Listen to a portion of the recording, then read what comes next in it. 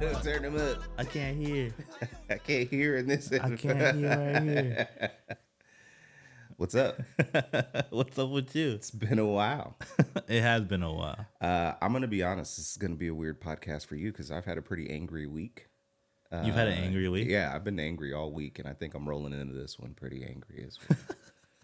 So, yeah. Wait, why angry? I don't know, man. It's just One of them weeks. It's just the thing I was feeling this week. things are pissing you off this week.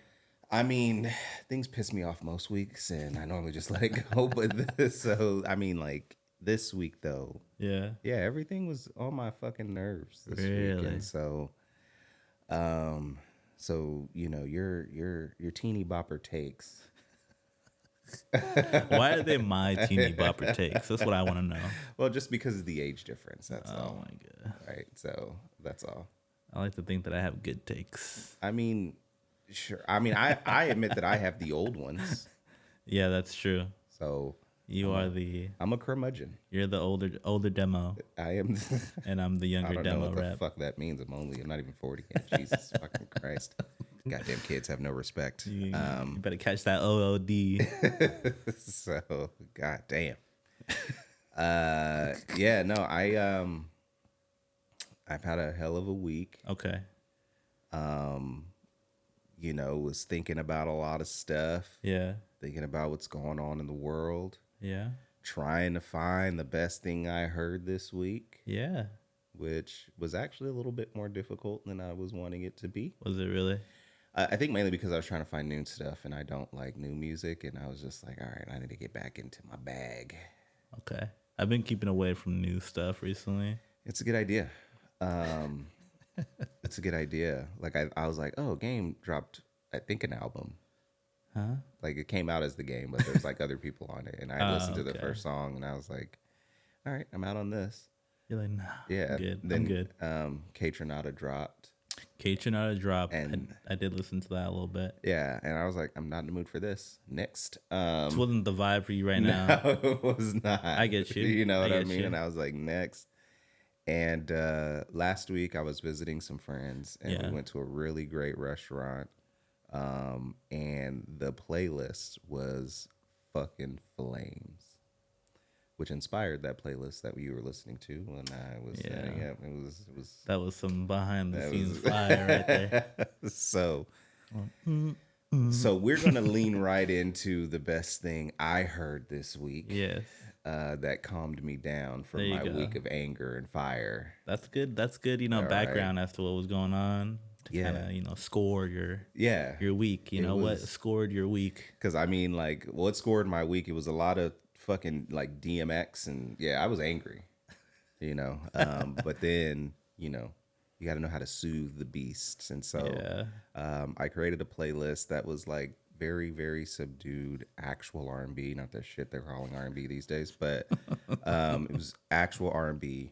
And the best thing I heard this week is a song by Mack, A New York Love Story, off of the album A New York Love Story. Yeah. Right. Now, I like the concept of that album. Okay. I don't like how all the samples played out. Like in sequence together? No, just like in general. I just don't like how the samples were used, but I like the concept of what was happening. Okay. So I'm going to give you actually two best things I've heard this week. Okay. Go ahead. So Mack Wild's A New York Love Story. The song's incredible. Yeah. We've talked a lot about harmony. Yeah. The harmony that exists in that track. Yeah. Because it's kind of a cappella. There is no like beat to it. Right. It's all just instruments. Yeah. So you new artists can learn a thing or two.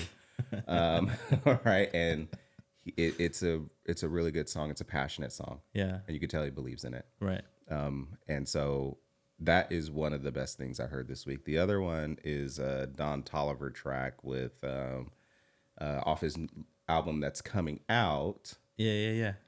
He's got a track on there with Charlie Wilson and somebody else who I don't know who the fuck it is. I'm gonna look it up. Oh, right I quick, heard bro. that. Yeah, I heard that.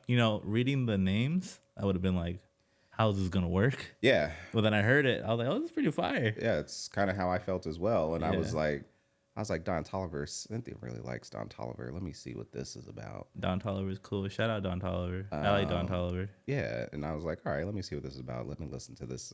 Attitude is what the song was. Attitude, yeah.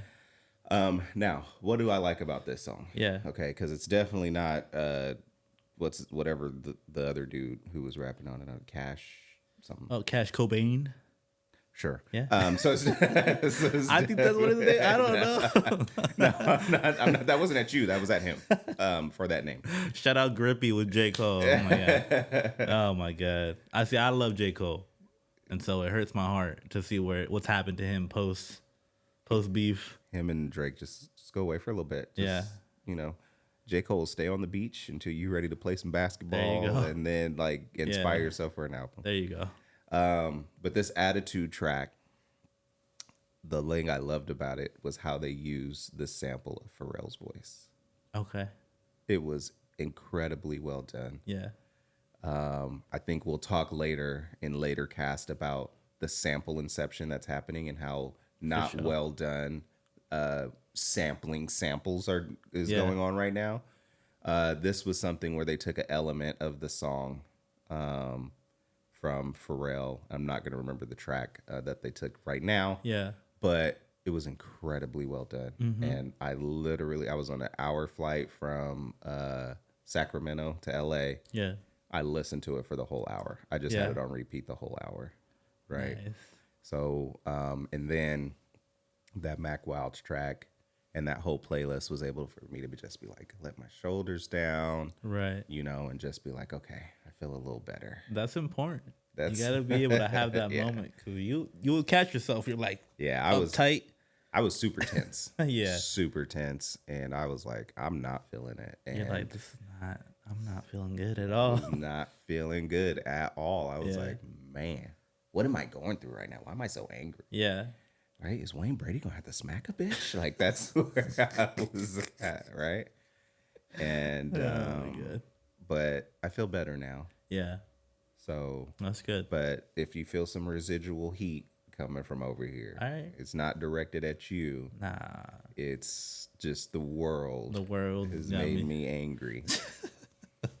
The world's got you Super Saiyan right now. Oh, man. Yeah. Super duper. Super duper Saiyan. Super duper. Yeah. Super duper Saiyan. Like Goku, too, not Vegeta. Yeah. Oh, come on now. Vegeta's my guy. Yeah, I know. But Goku's strong. And the hate in me was strong, right? See, but if you're hating like Vegeta. Vegeta was a hater. He's a professional hater. But he doesn't have the power Goku has. That's true. And that's why he hates him. He's like, I'm a professional hater. But I mean, the hate was coming from like here. So really, like you were Vegeta trying to be Goku because Goku's Zen. Goku's like true. level. That's true. You know, you're trying to get back to your Goku. I'm talked into it. I was Vegeta. Yeah. Fucking Kakarot.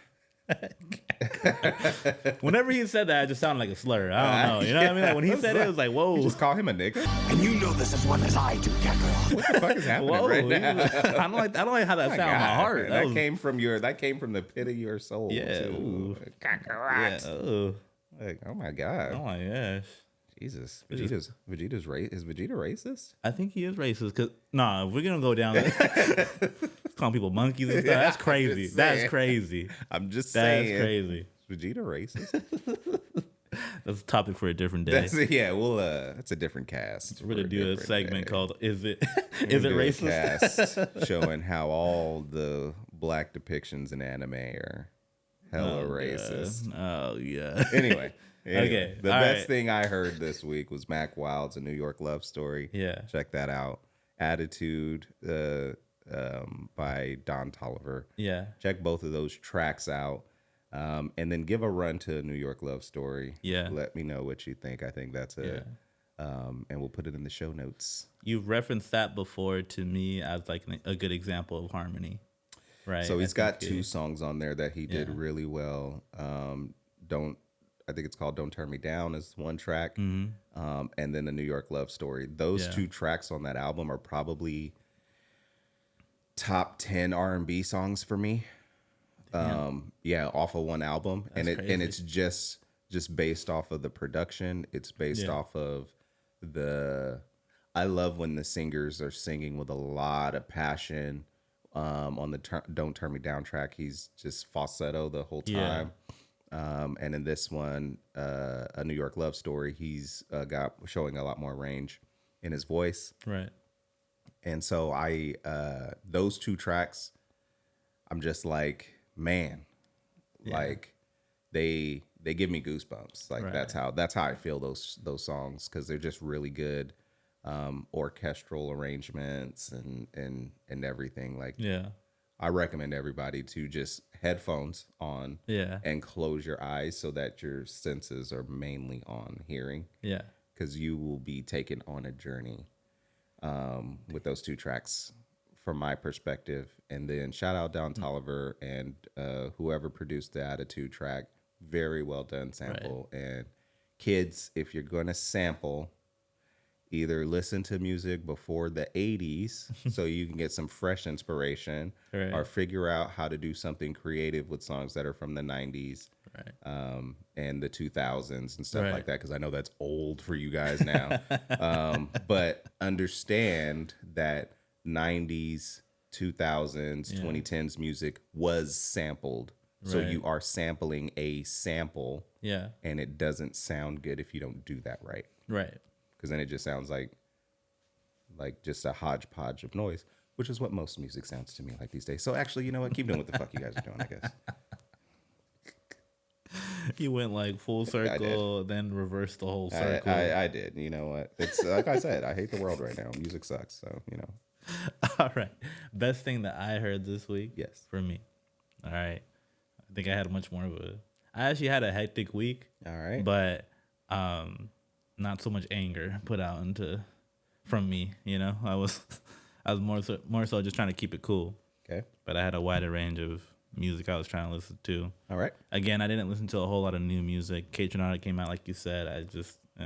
It was definitely a vibe. I could tell I want to go back and listen to that album because it sounded good, what I did hear. But I was just like, not the time right now. So I very much agree with your take on that. For me, best thing I heard this week was something I ran back. The artist's name is Camille. She's from LA. A song named Black Gold. So she's a female rapper from LA. I don't know where in LA, but shout out LA.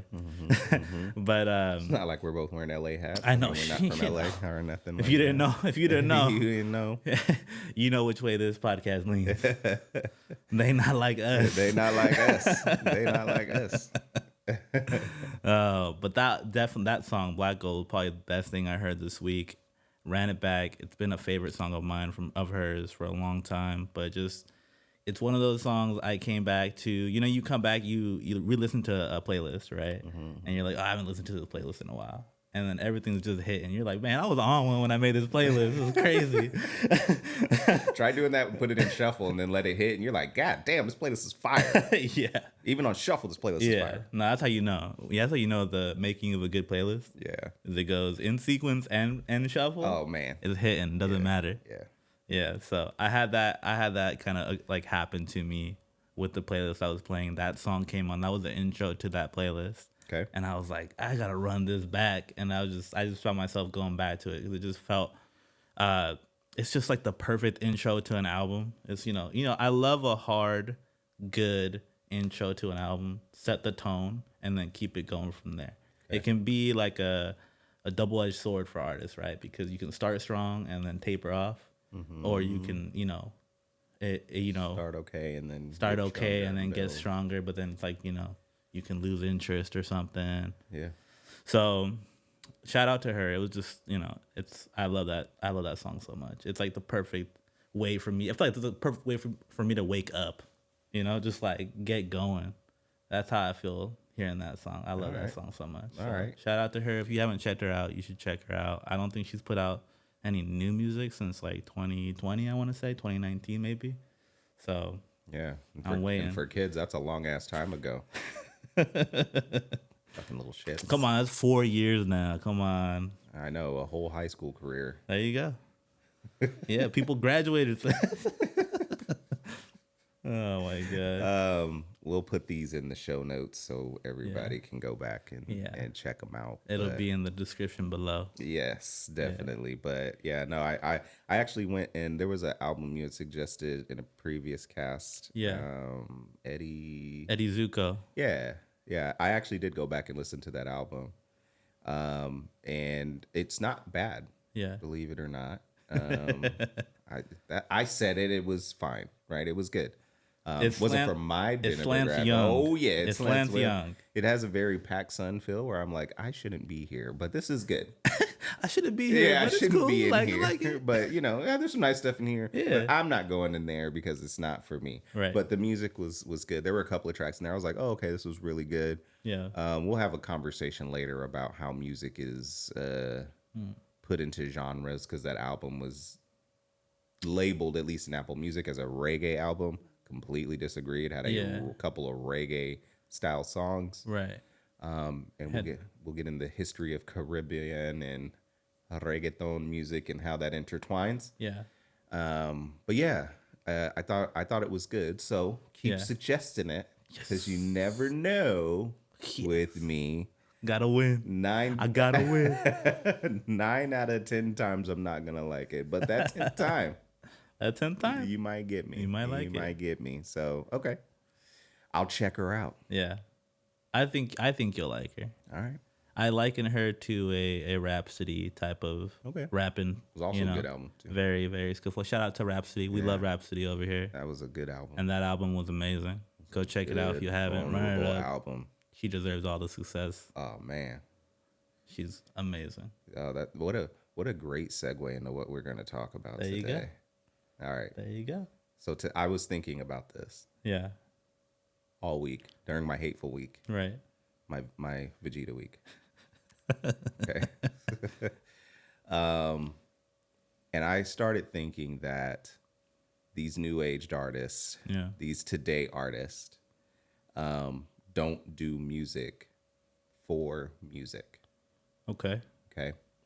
They do music as a jump off to something they actually want to do to make them famous, whether it's a podcast or a reality show or whatever it is. Now, I use things as a pejorative. Yeah. So before anyone gives me an anecdotal case to overwhelm the truth, I'm not all white people. Okay. So let me just say that. Fuck's sake. But in general, I think a lot of our artists today don't get to spread their wings the way they want. Like I've heard Kodak Black is an incredible lyricist, but he's got to be Kodak Black because that makes him famous, right? Right. We've seen, not that this is a music example, but we've seen people like Black China be like, I don't want to be Black China no more. Yeah. And this is kind of becoming more of a thing. The Kardashians are struggling for relevance because the facade is falling apart, right? Yeah. And so as I'm listening to the music that has been coming out, if we come off of our beef, the beef of the century, the beef. We don't even got to say who it was. Everybody knows the beef. Knows what the beef was, right? I even started thinking about it as far as artists like Drake and Kanye, as big as they are, like they're in a position. Maybe not Kanye so much because the industry has decided like we're done. We're gonna put you over here, right?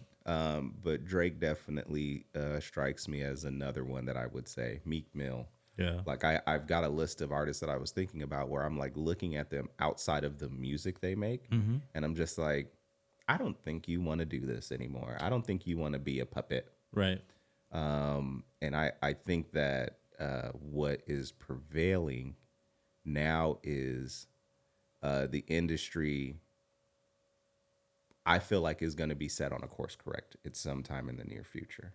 Well, I think so too. I definitely think so. I think you can only have this pressure of pushing down on this thing for so long before there's like an explosion, right? And then there's fallout from that explosion, right? If we're using the beef as an example, there was that pressure that was put on for however long. There was these sub disses, whatever, subliminals, right? Yeah. And then there was a pressure and there was a release. And now we're seeing the aftermath of that release. There was a release. Right? So I think very much in that same way, That's what's happening with the, I guess, the music industry and the, contributors or the performers, whatever you want to call them, because it gets a little tricky sometimes when Does you get want a to little call tricky. them, right? Because I would want to call everyone artists, but I don't think that necessarily applies to everyone. So performer feels a bit more. So let's define it. Yeah, let's do it. For you, what's an artist? What's an artist? Yeah.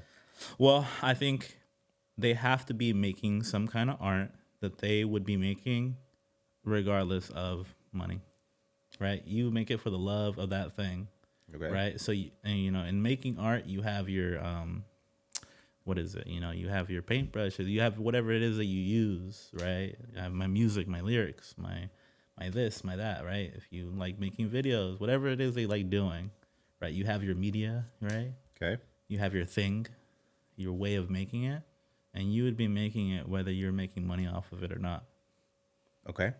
I think that's kind of for me. So there's a passion there. Okay. There's an attachment to your art represents you and it reflects you in that way, or it reflects something that you care about, and that's why you make it. It's a part of you. Can a performer be an artist? Yes. Okay. Yes. I believe so. Okay. So if we put it in terms of MCing, can a performer be an artist? Well, I guess I think about it like the other way around. An artist can be a performer, right? Because they can perform their art, but a performer maybe can't be an artist. Okay. I think I do it the other way around. Okay. Artist first, performer second. Okay. The other way around, then there's a different reason as to why you're a performer. Okay. Right. Because here, so you probably know my feeling on this. You could probably Definitely. guess it. I could see it on his face. Guess it. I Right. can see it. So, I mean, I agree with everything you said about an artist, right? And in the case of music, or Yeah. whether we're talking movies or something, like, we just like filming, you know what I mean? Or Yeah. we just like writing or whatever it is, Yeah. whatever the art is.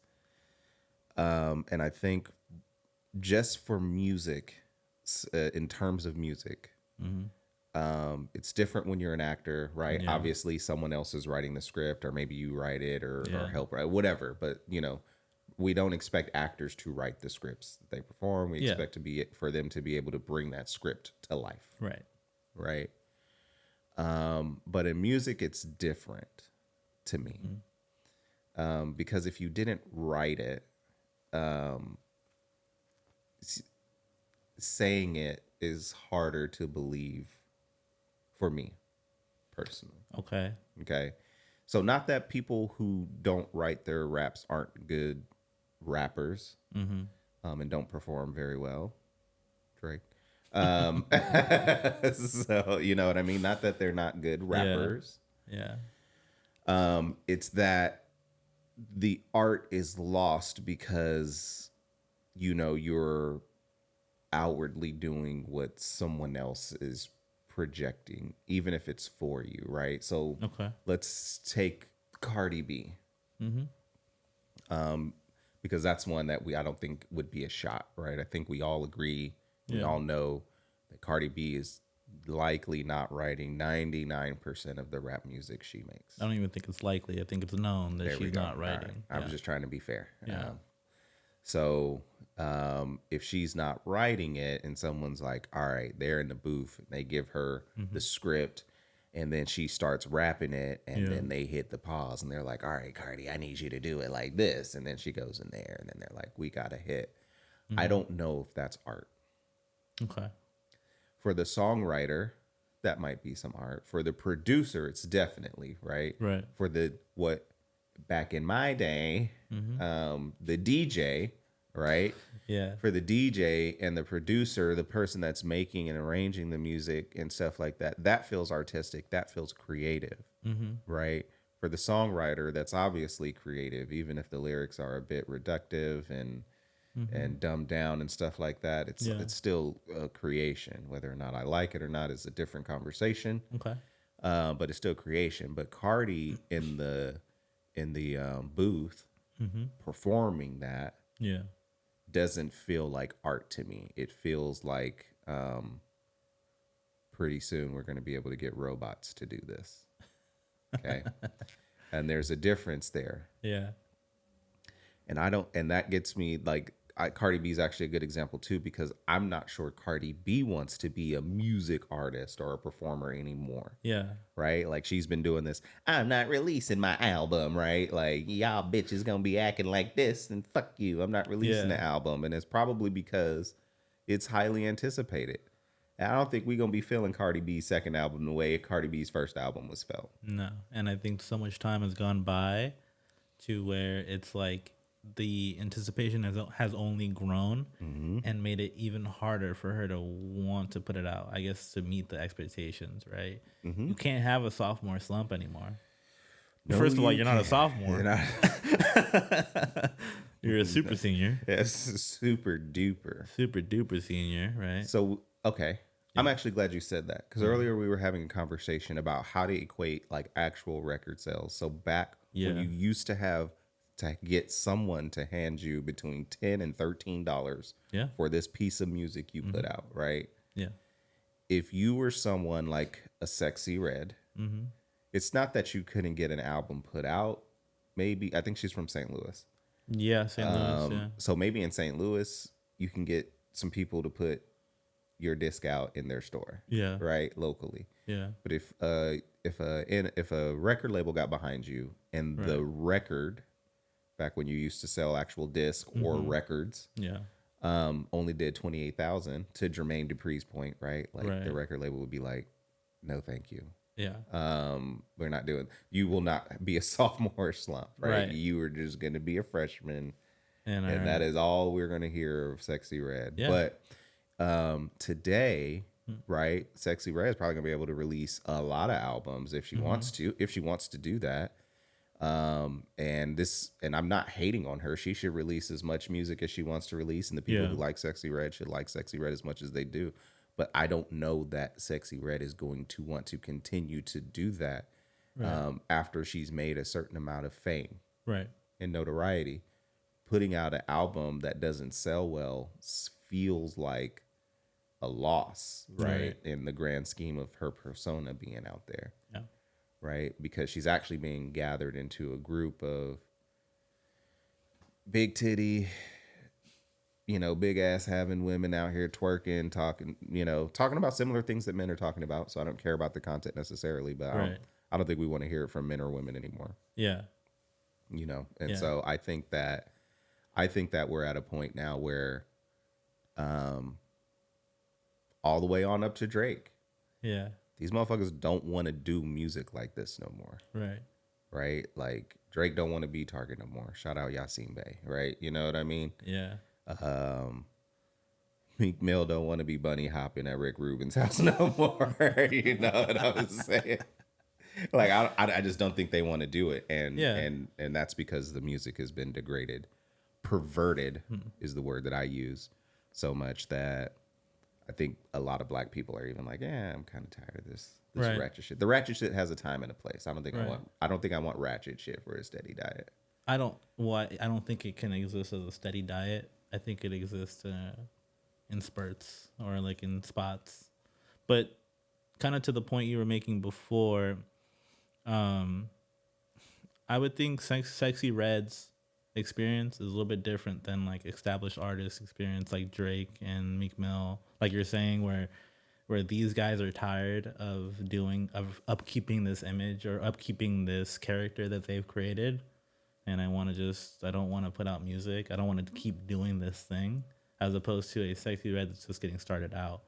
So I don't think they have the same sentiment, right? I don't think that Sexy Red feels like I don't want to make music. I think she's making music because it's getting her somewhere. To your point, right? It's getting her image somewhere that she wants it to be for a bigger, in her mind, a bigger cause, a bigger effect, a bigger reason or whatever. While as like Drake and all these other established artists are tired of maybe the same, I don't know, maybe not monotony, but something keeps occurring.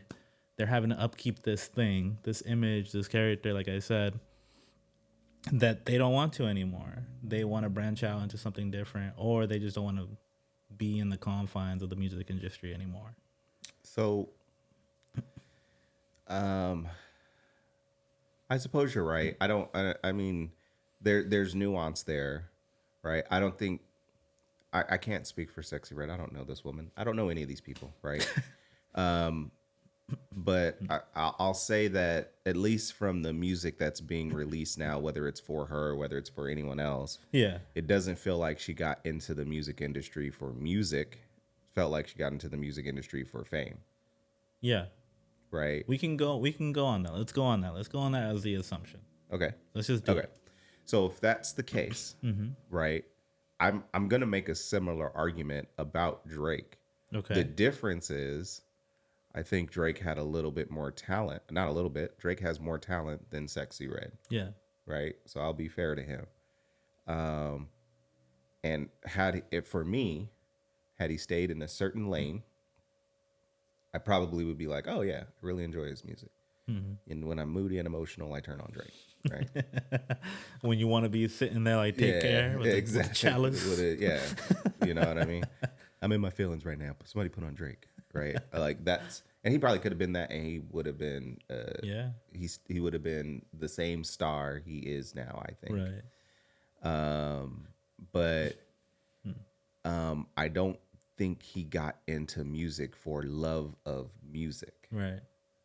right? Like if we look at the old videos Yeah. of Degrassi Drake, corny ass Degrassi Drake, Yeah.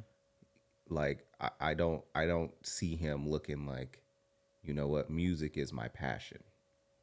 But I guess I would say that at that time, music was his passion too, because I think he was trying to make music that whole time. He's a music nerd. I think at his core, he enjoys making music. And at the time when he was first coming out, he was making his music, right? And that goes back to our artist standpoint. I do think that Drake was an artist, Okay. but when you grow into this thing that is Drake, right? This all encapsulating, I gotta cater to everyone thing, right? And I gotta be this megastar, and I want to, have more hits than the Beatles or whatever, right? You become this thing that is even more than just yourself. You're like almost just a vessel for this thing. This Say vessel, I say puppet, but fine, whatever. I mean, kind of the same thing, though, right? Right. You're just this person, this shell of a person, right? That's been created to keep this thing going. We have this momentum. We're gonna keep it going. And when I say we, it's because so many people are having their hands on what you're doing, how you show it, how you put it out, because you become this entity. So I think that kind of makes my point, though. Yeah. That he wasn't in it for the music. Okay. And I'm not going to use Kendrick because I don't want this to be the Kendrick versus Drake beef podcast today. We can do that when Kendrick drops his album. But I'll use an artist like Erykah Badu. Yeah. Okay. Now this is for you fucking kids. This is back in the era of the Soulquarians. Okay, where Q-Tip, The Roots, D'Angelo, Erykah Badu, Jay Dilla, all these people are coming together, and they are is an incredible time for hip hop, for R&B, Right. for what's now called neo soul, I guess. Yeah. Incredible time for music for me because you got a lot of soulful music out of it. But Erykah Badu I was reading an interview. This was a while ago. I was reading this interview. Yeah. And they asked her why she doesn't release any music. And she says that I don't release music when I'm not inspired. Right. Right? Right. That's a musician. So it doesn't matter what record deal she's on. It doesn't matter. She's like, I don't make music because I don't feel like making music. Yeah. Right? I don't think Drake's ever had that. Yeah. I don't think he's ever had like, I ain't into music right now. I'm not going to do it. Nope. This motherfucker, we can go check his discography. This motherfucker put out an album every year. Although I think Kendrick killed him from doing that. But you know what I mean? This motherfucker's put out an album every year for like the past 10 years, right? Yeah. Maybe sometimes 2 albums, you know what I mean? Or he might put out his album and then some kind of compilation album or a collaboration album, I'm sorry, where he's on with somebody else, right? Like he's just always putting out music. Yeah. And the people that I think we agree are like true artisans, right, of the music industry, whether we're talking about R&B or hip hop, or we're talking about rock or jazz or whatever, it takes them time to put together this piece, Right. right?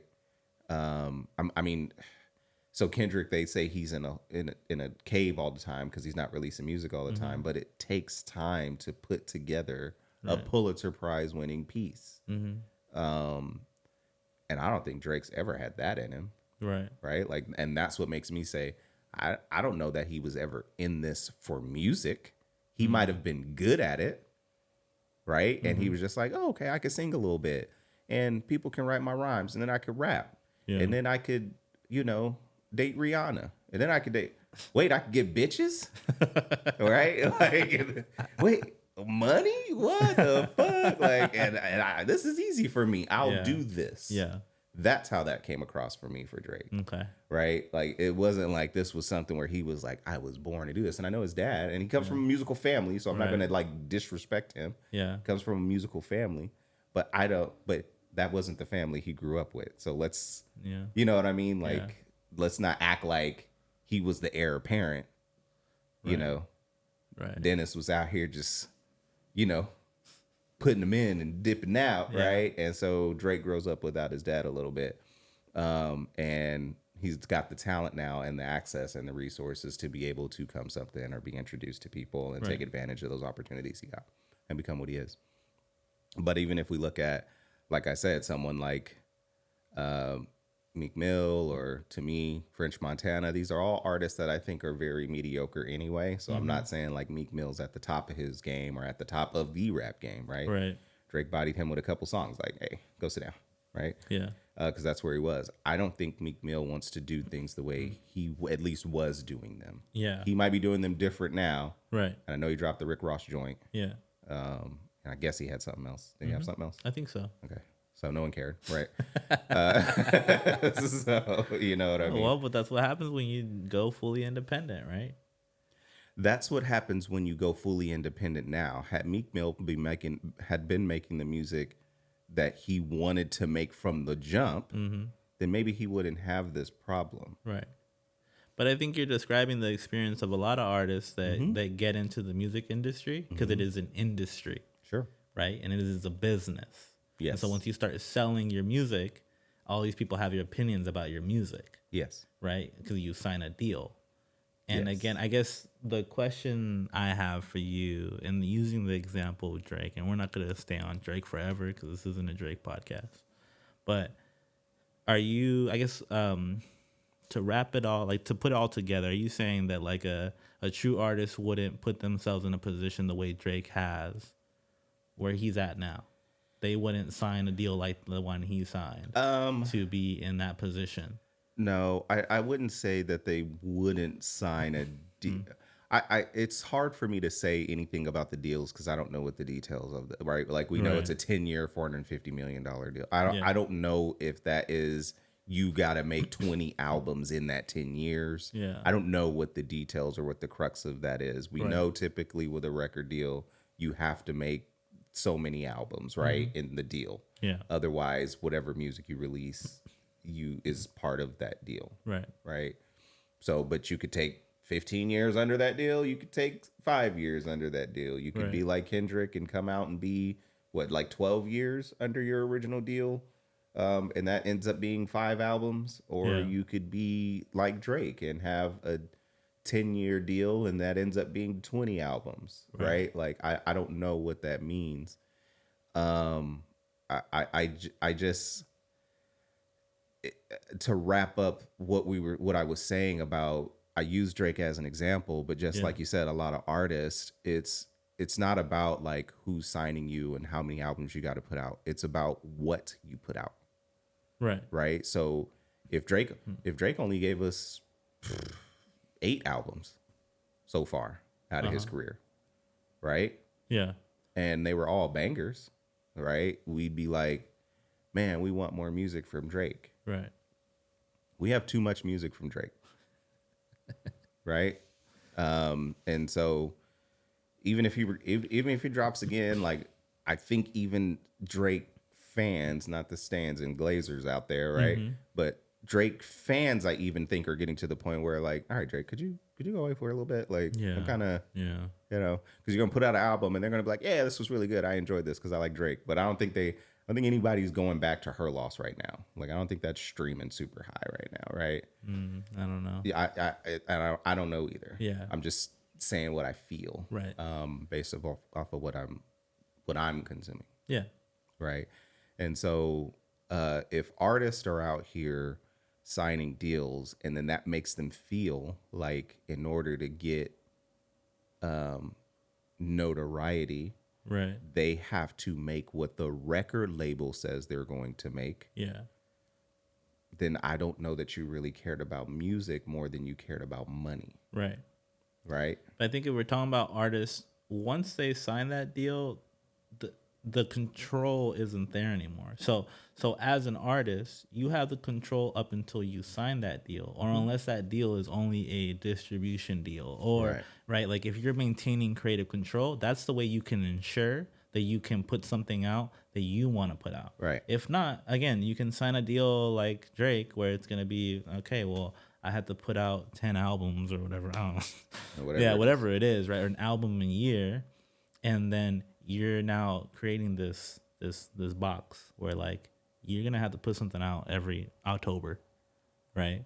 And we're gonna want it to hit these marks, right? You're putting more of a business box on yourself, right? Correct. So I guess where I was speaking to all this from is like I don't know. In hearing you explain the dynamic of Drake, it made me think about if I were an artist, I wouldn't necessarily look for that deal because I'm never going to have creative control the way I want to. And I might not be able to get the exposure in the same way, but I'll always have creative control to put out what I want to put out. And that's the only way I can ensure that is if I make sure anything I sign is only to distribute my art, not to sign and then have other people's influence. Okay. So I'll say this. The record label kind of owns you after you sign the deal. Did Drake want to be a slave? Because he wanted to be... Anyway. Why would he say that line? Why would he say... Anyway, so you get signed to your deal, and then you're right. Yeah. Right? Or you could come out with something that's hot fire, and the label just shelves it and never puts it out. Yeah, that's true. That happens a lot, too. Which affects you. Right. The thing you do have control over, though, is which label you sign yourself to, right? And so if you know OVO's over there on that bullshit, if OVO come calling, you can be like, nah, I'm good. I'm gonna see if I can shop this around and some other. I'll keep you on file, right? Right. But a lot of artists don't have that. You know, I don't know people's circumstances, and obviously, if somebody comes and wants to sign you. Like, I mean, if Spotify comes to us or the Ringer or whatever comes to us, is there a number? Fuck, there's always a number. Right. I'm also completely okay with walking the fuck away from this podcast as soon as someone says, Ryan, you need to do it like this. Right. Right? Right. Someone tells me that, I'm going to be like, well, that's why. So if we're using ourselves as an example, then it would be, we're not going to allow there to not be a point where, or for there to be a point where someone else has to have influence on how we're making this, right? How we're putting it out, right? How we're doing it, right? Because the whole point of us doing this, right, is to keep it authentic to ourselves, yes, and to have the discussions that we want to have, and to not have input from. That's why we're talking crazy about Drake or talking, but it's because we don't. I'm not tied to the industry. I don't care, and I don't care to be, right? So I'm gonna say whatever I want to say, right? Right? That's kind of the creative control and the freedom that we have in doing this. Right. And I don't think we would want to go into, again, there's numbers for everything. Yeah, there's a number for us for a podcast deal. Right. But it's going to be with creative control. It's going to be with these things. And if we don't meet these things, then I don't. Then we're going to keep grinding. Yeah, we're going to just keep grinding, right? That's the freedom that we have. And that's the freedom artists have to a degree until they sign on that dotted line. Right. And it's once they sign on that dotted line and they realize what deal they're in. Like I was talking to a homie of mine, and there was this kid that Was it? I don't know if it was you or not. My memory. I smoked a lot of weed this week. Stoner night. So, but we were talking about an artist that Drake signed, and the artist wasn't. I can't remember the kid's name. Is it 4 Bets? No, it wasn't. Although that was a pretty okay album. No, it was someone else. Okay. So it wasn't you I was talking to then. I was talking to a friend of mine, and we were right. talking about this artist that Drake ended up signing. Mm-hmm. And then he just shelved his album. And the reason Drake signed him was to shelve the album, is the word on the street, is the gossip, right? Because the dude was talking shit about Drake before he got signed. Oh. So, and then like Drake comes and offers him a deal, and then you go, oh, okay, yeah, I want to do. But now you never heard of the kid, you know what I mean? And he's got music out there on Apple Music. I'll try and remember his name and find it. Okay. But there's no, this is, I mean, somebody who signed to OVO who you never hear of, right? A la Dame Dash and Kanye, right? If Kanye didn't have his determination, we might not have known that he was the kind of rapper that he was, right? And we would have only looked at him as a producer if Dame Dash and Jay-Z had their way. But Kanye, just through his perseverance, said, nah, nigga, y'all releasing my music, which I respect. Right. A lot of rappers don't have that either drive or that or the opportunity to do those sorts of things. Yeah. And so I think you said it becomes a metric, right? Yeah. Now, as a businessman, once you bring metrics into it and you're measured against that, then you have to maintain that level, right? You think about the stock market. Right. Every quarter, you have to be making more profit than you did the last quarter. But that's impossible. And sometimes you won't make it, and then your stock will pull back, and then you'll have to reinvent yourself. You'll have to do something else so that way. And that's not what we're talking about here. What we're talking about is the industry has decided what rap music is going to be, right? And so what they're putting out to me is a perversion of what was a really pure culture, right? Right. That was born out of some struggle, some desire to want to have fun, just be out there, and camaraderie, and you know, and just out of like love, right? Definitely. And so what it's been torn down to now is some drum kits, a couple of 808s, some ass and titties, tattoos, drugs. Right? Like that's, you do that. Yeah. I was watching Vivo one night. Yeah. Every song not only sound and look the same, the videos were the same. It was just like stacks of money and the cameras are doing this shit. And niggas is like, you know, bitches is bouncing their ass. And then it's just like, okay, like for an hour? Oh, what the fuck, right? Like, and it's all auto-tuned and everything. And I'm like, yeah, so if you're willing to be that, right now, the industry's ready to pay all kinds of money because that's making them money right now. And they're also able to degrade my culture that way, right? But if you're not willing to do that, then you got to go find the record label that's going to allow you to do that. Right. TDE, right? They got a certain style of artists that you got to be over there. And if, you know what I mean? Like, I fuck with everybody that comes out of TDE. Yeah. Right? This is not an artist that comes out over there that I'm like, this motherfucker's whack. Right. Right? Now, I can't speak to the politics over there and how they release albums, right? And who gets, you know. And so I'll come back to, I just don't think after the first few times of that taste that people want to do music like this anymore. And then they go to, and now, as easy as it is to put out music, it's easy to put out a podcast. It's easy to get into a reality show. It's easy to get coattails into something else. OnlyFans is paying way more than the fucking podcast would, right? You know what I mean? So if you could put out a rap album and get everybody interested in your OnlyFans, then you're over there fucking doing your thing, because that makes you more money. Right. And that is why music to me is, at least the genre of rap music and most R&B music, is just hot garbage, because I don't think the artists actually want to do it. It's a means to an end. Right.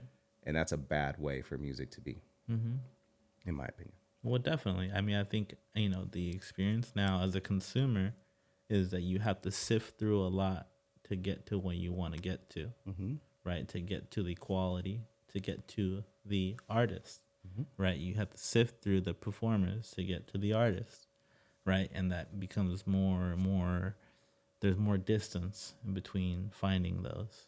I find myself having that experience, right, where I have to sift through a lot and be like, all right, cool, this is a vibe or whatever you want to say, but it's like not gonna last for more than a week for me. You can identify those things. You listen to music long enough, so you just have certain parameters for yourself too that you want something to meet for you to feel like, okay, I like this and it feels good to me, and I'm gonna continue to come back to this because I can sense and feel and hear the art in it, right? Hear the passion, hear those things that you put as being very important for you to have in what you're consuming. But so you're making a perfect point there with what you're saying, and I do agree, right? It's very, very, very, I guess, morbid way of saying it because it makes it sound like there's just that it's going to continue to go down this road, but I don't think that's necessarily true either, right? Because you're speaking to, people using music because of the lack of barriers now to put it out as being a platform for fame or for something else, right? For attention to then get to the platform that's going to help you to make all that money. Okay. And I guess I would just say that's the double-edged sword though, right? Because there's people who are utilizing it in that way and I guess whoring out music to be able to then go do something else. There's also the people that are able to utilize this, and I'm able to put out the art that I want to put out, right? The way I want to put it out, and still profit off of this if I do it my way. And you can't have one without the other because you have this openness. Okay. Right? The industry is going to industry. I'm not even talking about the industry right now. I'm talking about the platform of music, yes, the way it is now. Sure. Because we've spoken a lot about this just in our personal conversations, that you don't need to go to a producer anymore for music. And that's a good and a bad thing. It's a terrible thing to me. I don't think it's a good thing at all. Well, the reason why it's a good thing is because when we talk about these barriers and these gatekeepers, while we talk about gatekeepers in terms of culture, we also talk about gatekeepers in terms of the industry. And so people that would make decisions to hold people down. It works both ways. There's a yin and yang to it. And that's I guess the nuanced part of this whole conversation that we're having that I think I want to speak to. Okay. So hip hop is dead to me. Right. So I'll say that. Okay. Rap is alive and well in a very shitty state. Well, hip hop was culture. It was. And rap is rap. Right. It was MCing. And MCs don't MC no more, right? As far as I'm concerned. Right. Well, even that term is an antiquated term at this point. Well, never forget the old ways, young Padawan. Okay. Yeah, I've said this to you probably a few times, right? Quite a few times. I would rather not have the first 10 years of Kanye. Yeah. If it meant I got rid of this last 10 years of Kanye. Okay. Right. So what does that mean in context of what we're saying right now, right? The music industry is an industry and people are doing it to make money, right? And it's a business. And they have business. figured out how to commoditize our struggle, right? Right. But that's because there are no barriers. If you had to go to Dr. Dre and insert hip hop producer here to get a beat and you were gate kept, are we going to filter out some good artists? Absolutely we are. Is it worth filtering out a few good artists to get rid of a lot of bad artists? To me, collateral damage. Right. So if that means we didn't get a lot of bad stuff because in order to get into hip hop, you had to go through certain people, could it be corrupted?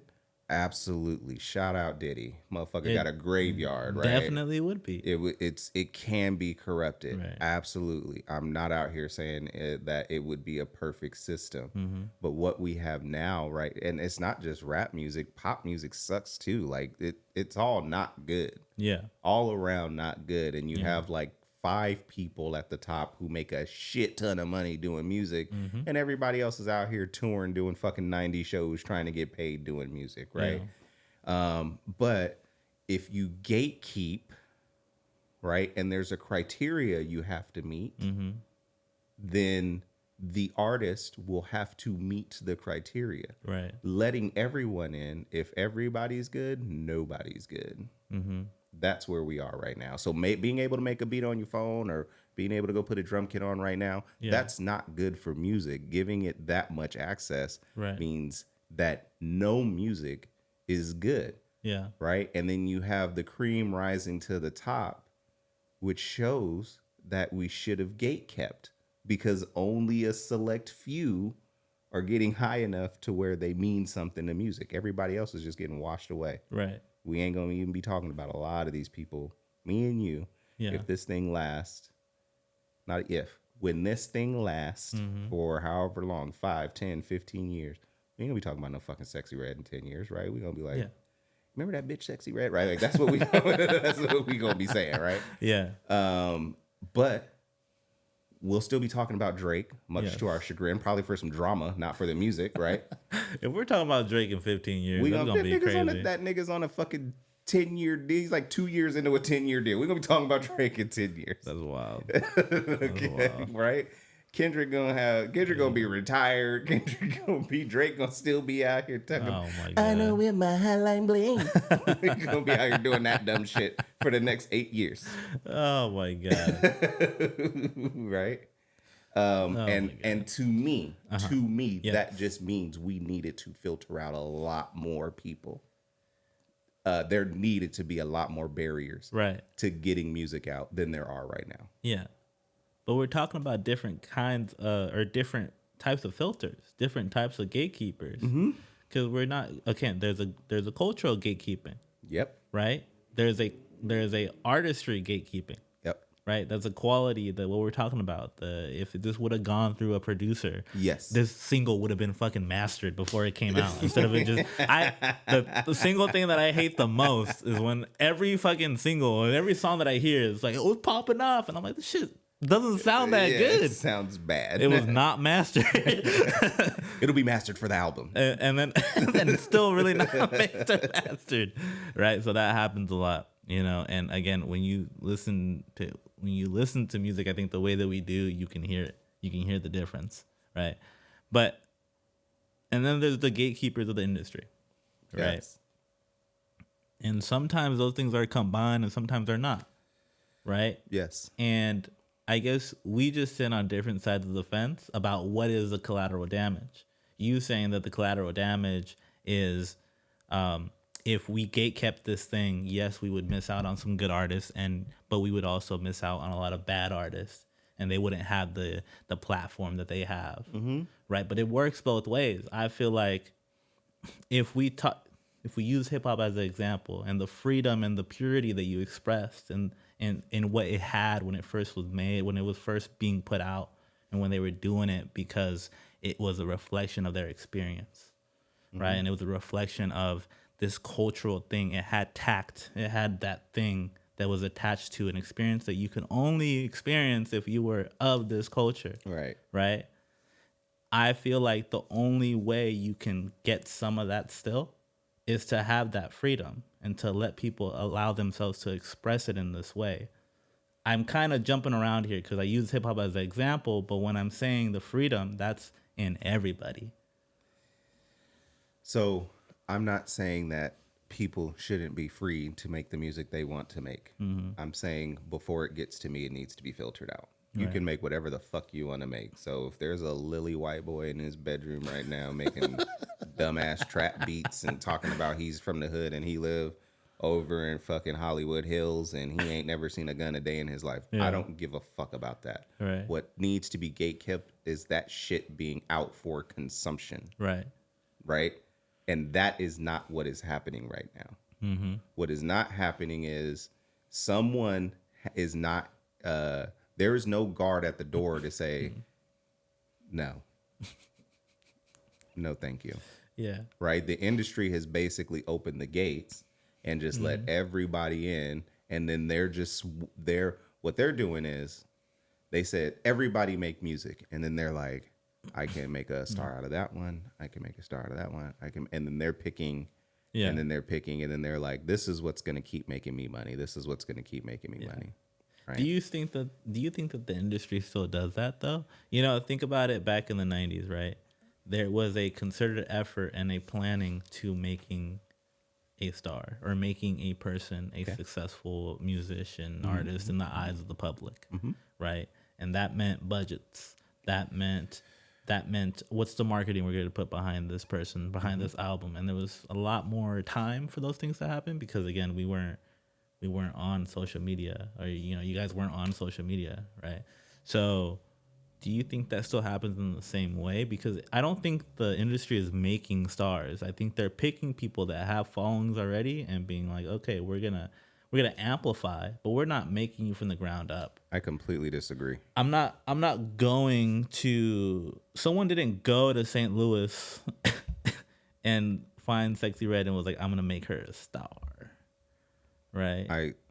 Sexy Red might not have been in St. Louis when she got discovered. But I mean, in the sense of like, small town person, artist making music, popping off in their local bar or whatever.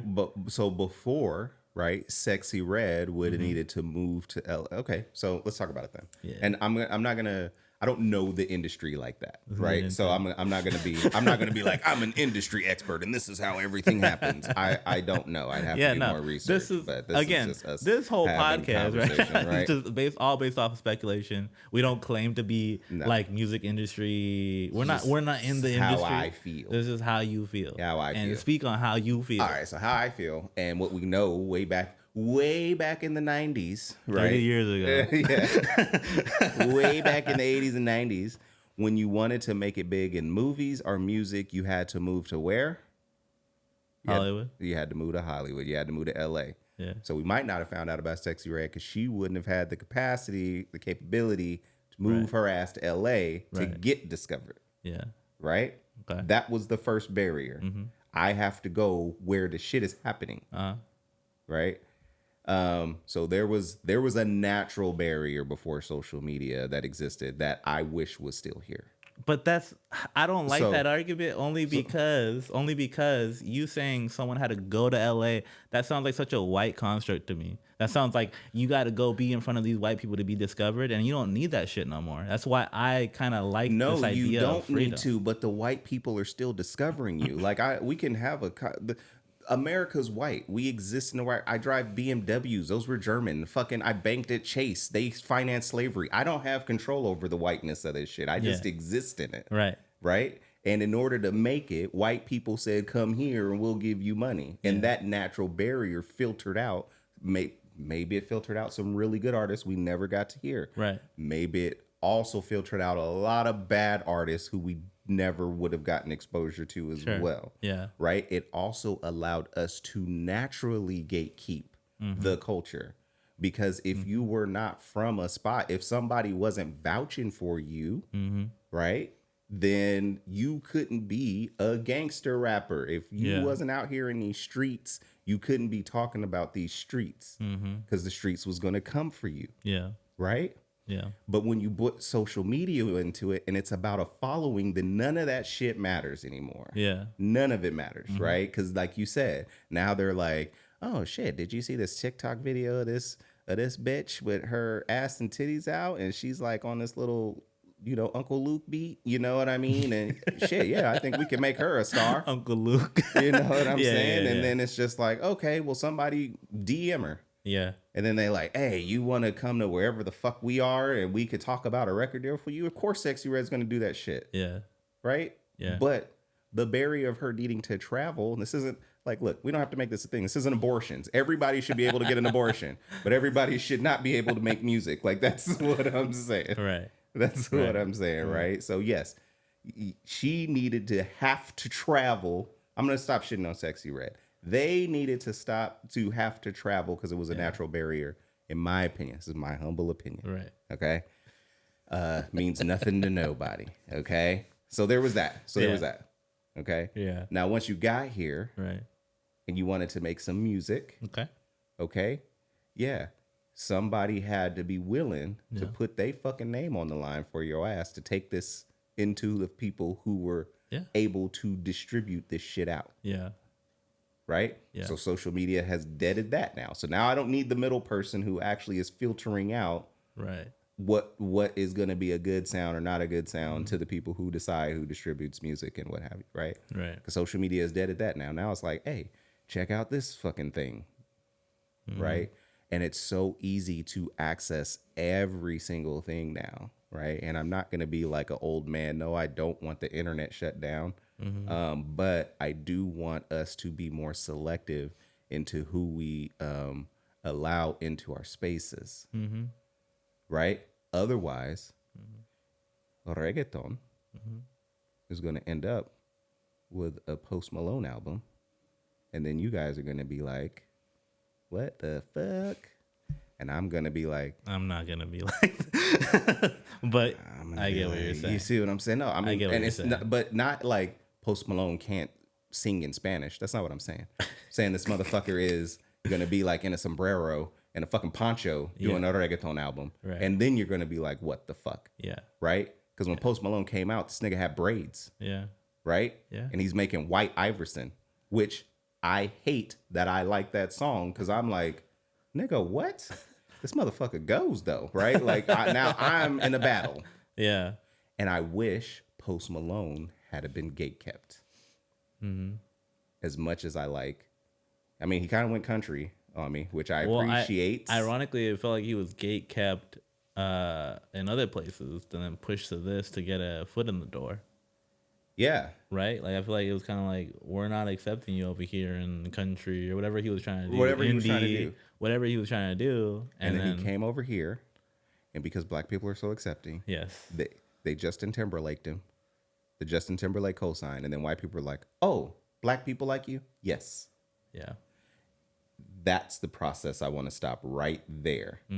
Is that process where somebody could come in, make our music, do our thing, even if it's other black people, right? I have a problem with people affecting Nigerian or insert African country dialect here when they're featured on an Afrobeat song. Like, just fucking sing. You're American. I don't need you to do the fucking accent, right? Like, stop appropriating their shit. Like, let them be Africans and we can be Americans and we just collab on a song and we sound like how we sound. Right. Shit needs to stop. Like, we need to we need to fucking build the moats, pull up the drawbridges, fucking pull the arrows out and be like, look, you ain't getting across this fucking moat until you tell me who the fuck you is. Who sent you? Yeah. That's what we need to do. You know, it brings up a really interesting point, and we can go all day on this. We can go all right? day. Because this starts to tie into cultural appropriation and, you know, again, who are you allowing into this culture that's yours, and the lack of gatekeeping. So I see how we've kind of come together in this, because it's very much like we're on the same page. We're on the same side. We really are on the same page about it. You know, it's just interesting. I had read something about I want to say it, techno, right? The origin of techno comes from Detroit.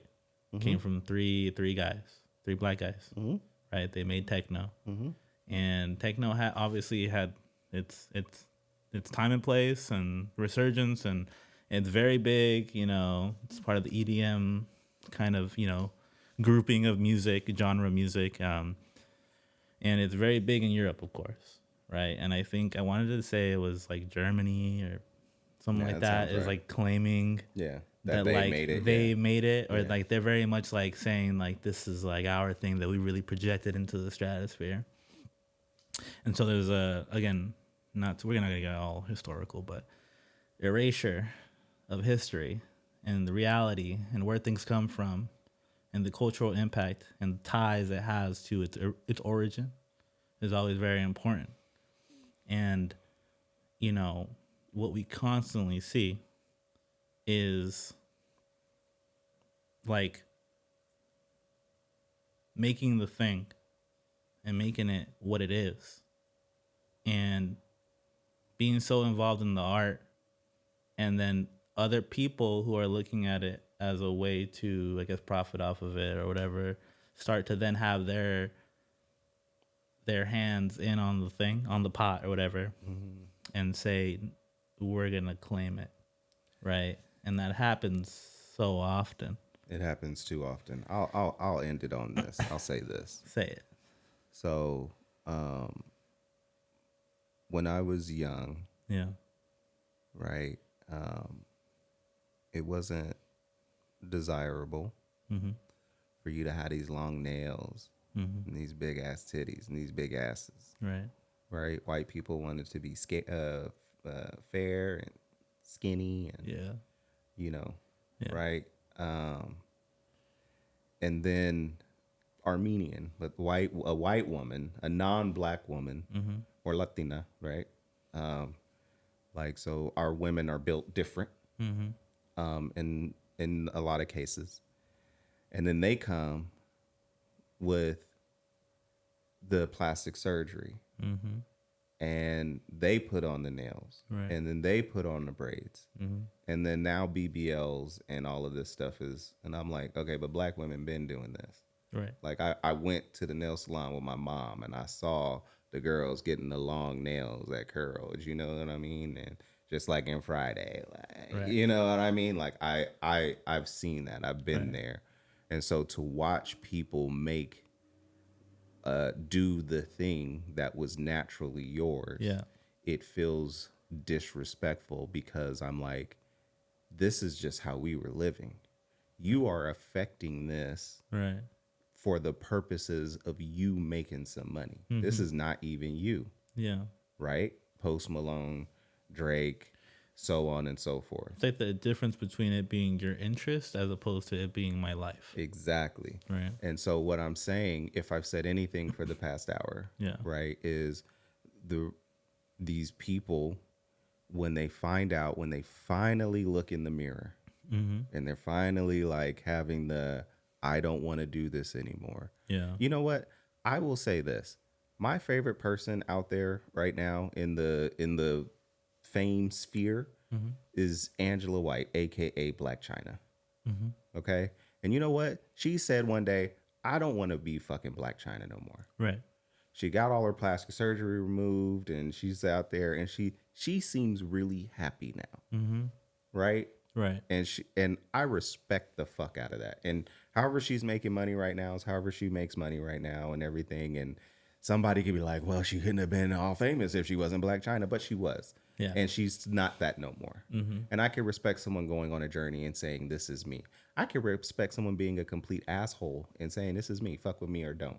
Right. Right? But what I'm getting is people who are saying, this is me, but it's really not.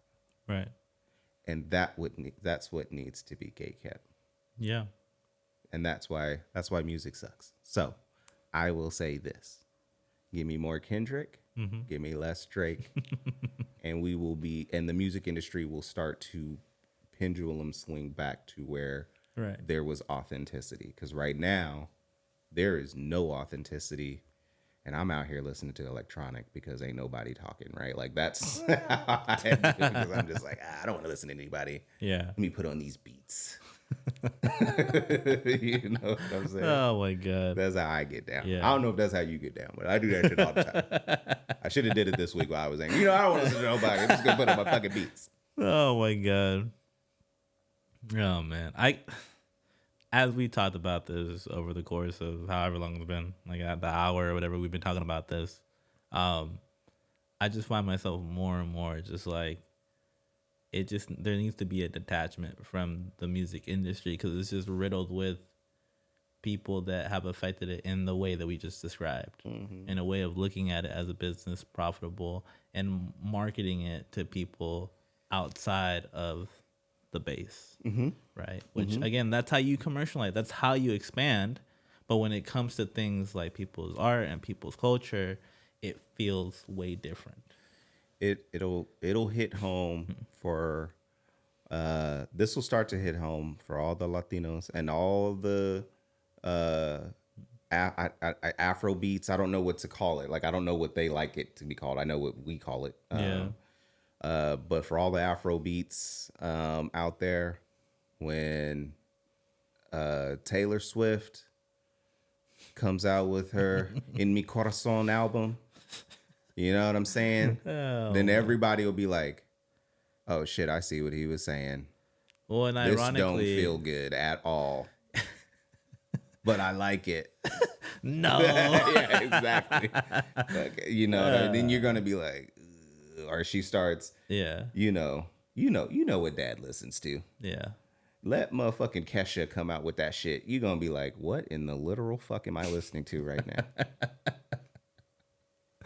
Oh man. Well, Right. again, it's literally just once they can create a formula of it, and then adapt a couple of different things to what's gonna hit for everybody, and then they put it out.